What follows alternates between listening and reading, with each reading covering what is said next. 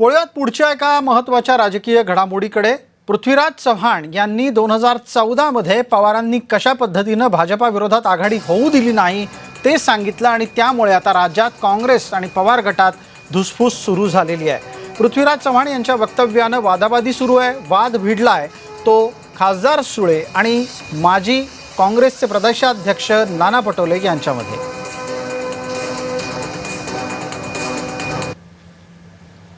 नेते नाही, दुर्दैवाने राष्ट्रवादीलाच नेहमी चुकीच्या बॉक्समध्ये बसवतात।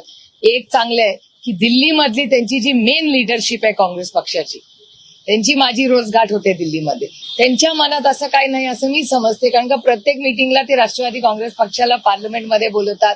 एरवी काही मीटिंग असतील त्याला, जेव्हा पॉलिसी मेकिंग असते त्याला बोलवतात।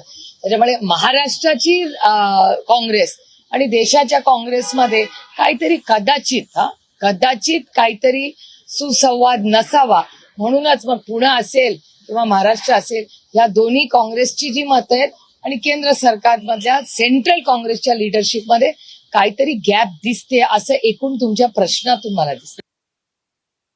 त्यांनी आम्हाला समन्वय सांगायची गरज नाही। मी काय बोलतोय की पवार साहेब आणि पृथ्वीराज चव्हाण साहेब यांच्या लेवलवर त्यावेळेस काहीतरी घडामोडी झाल्या असतील, त्याच्यावरचं वक्तव्य ते करतात आहे। त्याच्यामुळे त्या लेवलच्याच लोकांनी त्याच्यावरचं वक्तव्य करावं। मला असं वाटतं की आमच्या पिढीने याच्यावर काही बोलावं असं मला वाटत नाही।